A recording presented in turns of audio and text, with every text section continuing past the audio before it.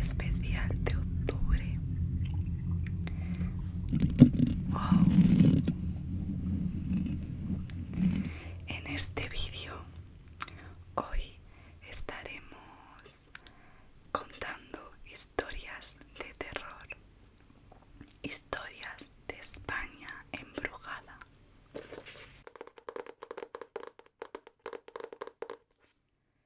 Os dejé en Instagram un cuestionario para que eligierais y me dijerais páginas del 10 al 125, creo recordar.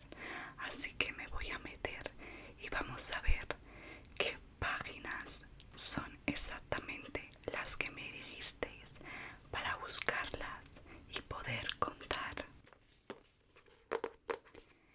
historias de terror.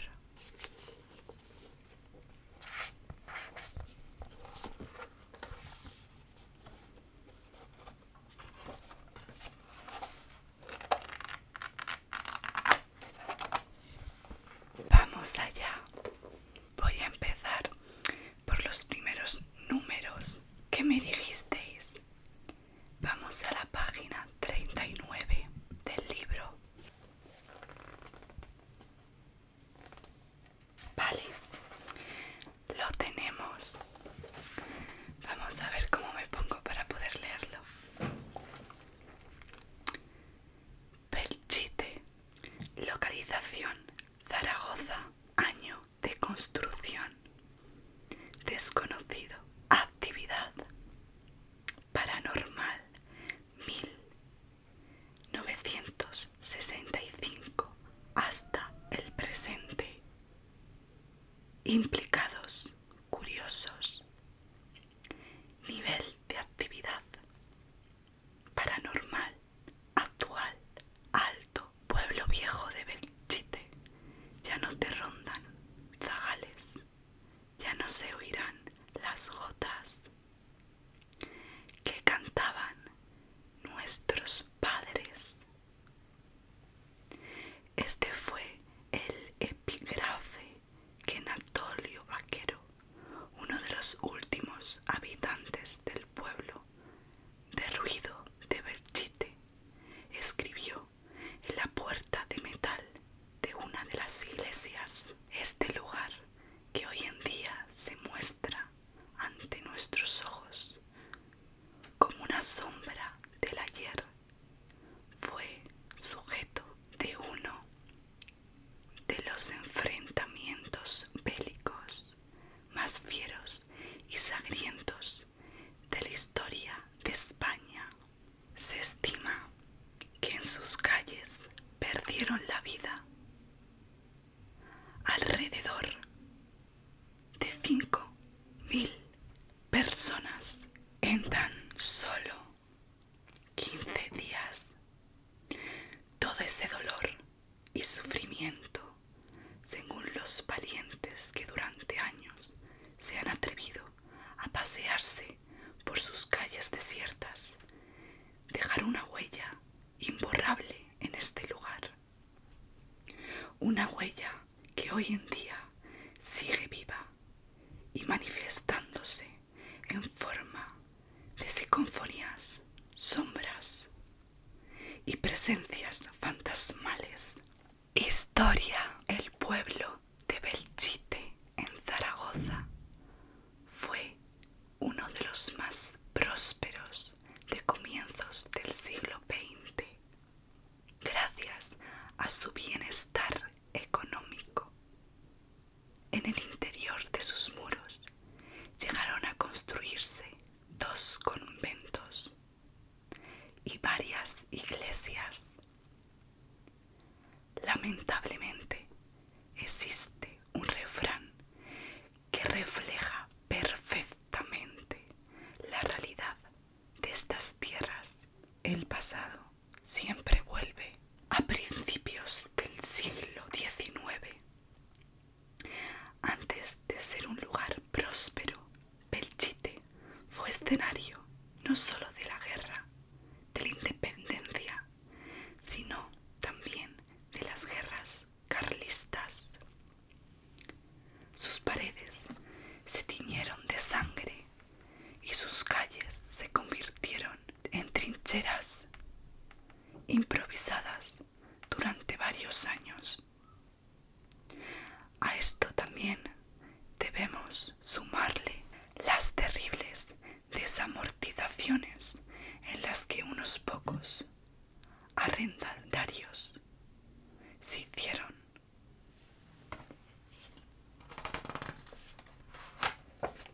terrenos que anteriormente pertenecían a la iglesia, mientras que el resto de la sociedad debía enfrentarse no solo a la pobreza, sino también a los abusivos impuestos.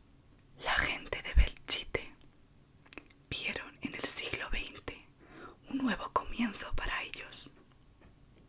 Servicios públicos, carreteras que unían al pueblo con otros puntos, alumbrado de calles, etc. Estas tierras, poco a poco, fueron creciendo hasta que con la Segunda República llegó su etapa de mayor esplendor. Pero con el estallido de la Guerra Civil Española, todo cambió y el pueblo se convirtió en el escenario de batallas desde el 24 de agosto de 1937. Las calles rápidamente se convirtieron en ríos de sangre y los cadáveres de ambos bandos comenzaron a amontonarse por todas partes, pero nadie podía hacer nada para evitarlo. Los cuerpos se descomponían bajo el sol del verano, mientras el resto de la población trataba de esconderse y salvar su vida. A medida que avanzaban los enfrentamientos, más miembros, tanto militares como civiles, fueron perdiendo la vida, llegando a contabilizarse un total de 5.000 vidas perdidas. Por ese motivo, decidieron convertir las iglesias en hospitales de sangre. Pero los bombardeos los redujeron a cenizas.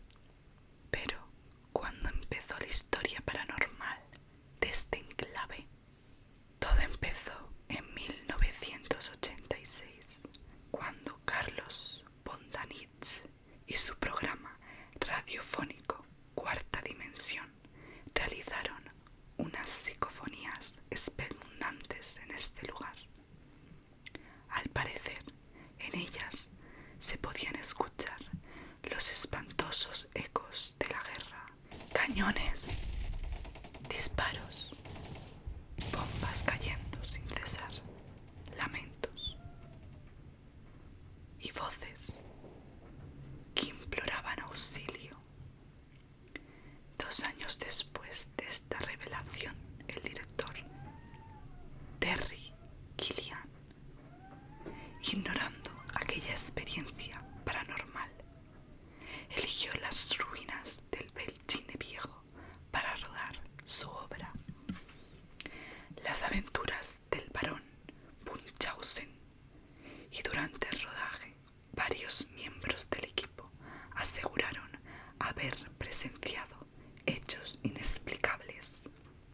2 mujeres vestidas con ropa de época paseaban entre las ruinas en varias ocasiones. Voces fantasmagóricas y lamentos procedentes de los rincones más oscuros. A partir de entonces, Belchite Viejo se convirtió en un lugar de peregrinaje para los aficionados al mundo paranormal. Cambios bruscos de temperatura sin causa aparente, la sensación de sentirse observados en todo momento, susurros, voces. Estas eran algunas de las experiencias que se asomaron poco a poco a la leyenda fantasmal del pueblo. Por ello, varios expertos en parapsicología se adentraron en sus calles e investigaron cuáles eran los puntos en los que las manifestaciones parecían ser más intensas. Fue así como resolvieron que estos eran la Plaza Vieja, el Trujal y las 2 iglesias que habían sido empleadas como hospitales de sangre. 3 lugares claves del pueblo durante la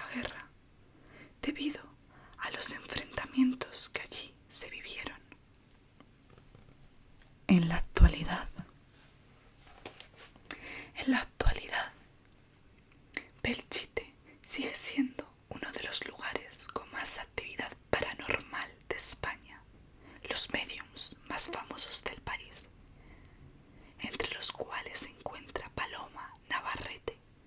Se han citado allí en innumerables ocasiones para tratar de descifrar el motivo por el que la actividad paranormal, pese al paso del tiempo, sigue siendo tan atractiva. Este ha sido la primera historia paranormal del libro. Vamos con la segunda. Página 16.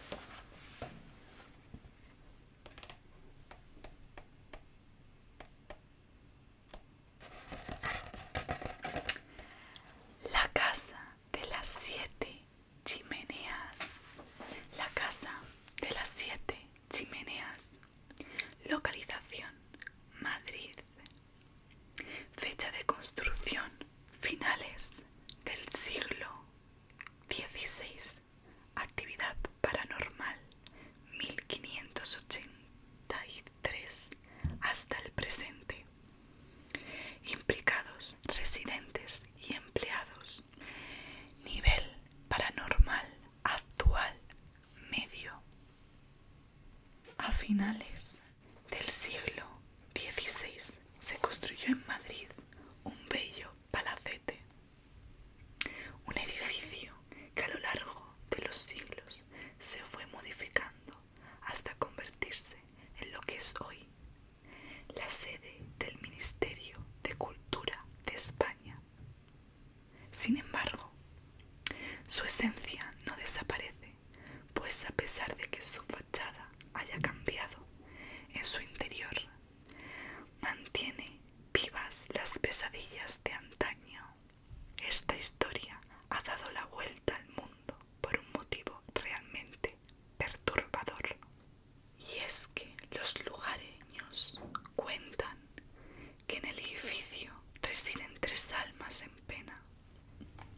Las 3 personas cuyas vidas fueron truncadas de un modo abrupto y sumamente trágico. Muertes inexplicables, cadáveres que desaparecen, amantes con un fatal destino, revueltas que se cobran la vida de inocentes. Todo esto es lo que durante siglos se ha hallado oculto tras los muros de la famosa casa de las 7 chimeneas. Historia. El palacio se levantó en el siglo XVI por orden de un montero del rey Felipe II. Su bella hija, Elena, se acababa de casar con un alto mando de la Armada Española, el capitán Zapata. Así que ese fue su regalo para los recién casados. En esa casa la pareja fijó su residencia y vivió feliz el inicio de su matrimonio.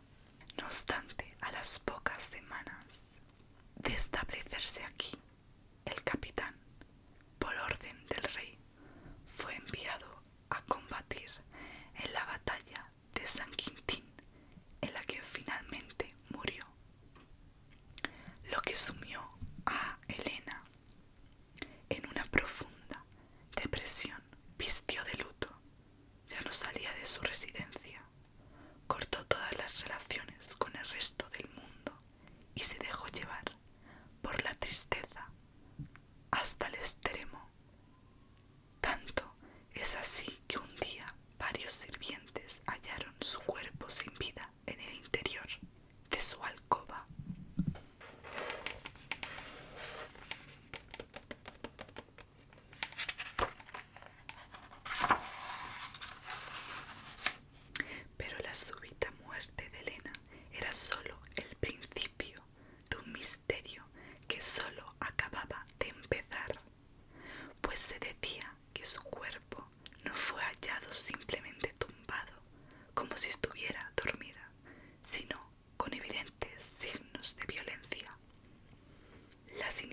muerte de Elena pronto se convirtió en la comidilla de todo Madrid. Se decía que desde que su marido partió, todas las noches el rey Felipe II, cubierto con una capa para no ser reconocido, acudía al encuentro con su amante, la bella Elena. Muchos piensan que la joven fue asesinada por el propio rey, ya que quizá ella le presionó para ser algo más que una simple amante. Sin embargo, hay otra teoría mucho más oscura en torno a esta muerte. En el momento en el que supuestamente se cometió el crimen, Ana de Asturia estaba a punto de convertirse en la cuarta esposa de Felipe II, lo cual llevó a muchos historiadores a pensar que quizá ella ordenó el asesinato de Elena para eliminar del mapa a una posible rival. Pero eso jamás se sabrá, pues antes de que las autoridades irrumpieran en el palacio para hacer el levantamiento del cadáver, este había desaparecido. Buscaron por todas partes, pero el cuerpo jamás apareció. Elena no fue la única que perdió la vida en la terrible casa de las 7 chimeneas. Años después de la desaparición de la joven, todavía bajo el reinado de Felipe II, el inmueble fue adquirido por una nueva pareja de recién casados.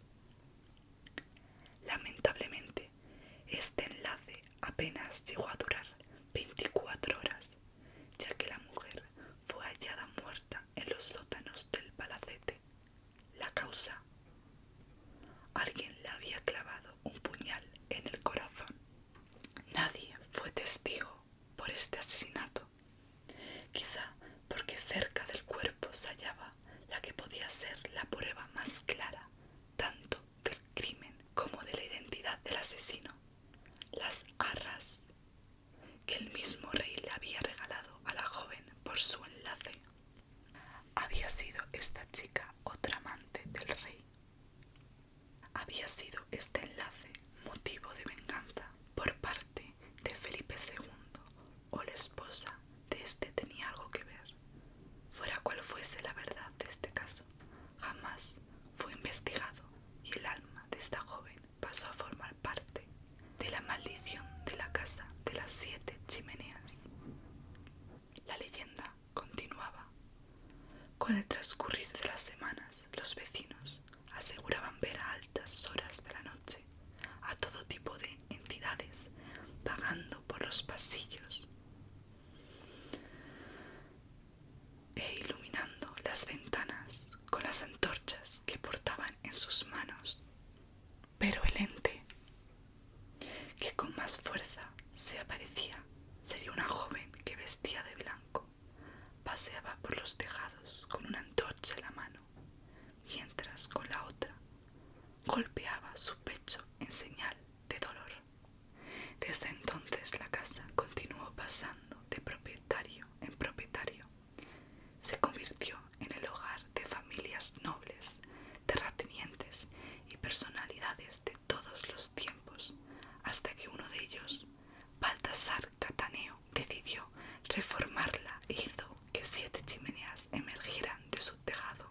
Pudo existir un asesino en serie que trabajaba entre el servicio de la casa.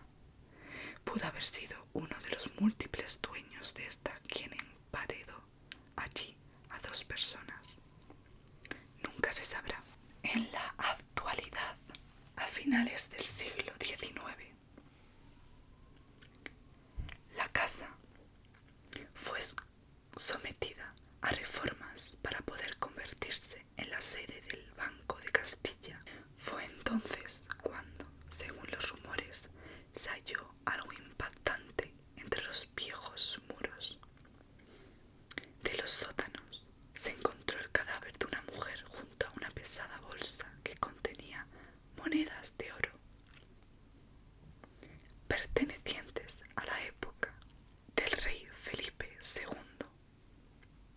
En la actualidad, quienes trabajan en el edificio afirman sentir actividad paranormal. susurros,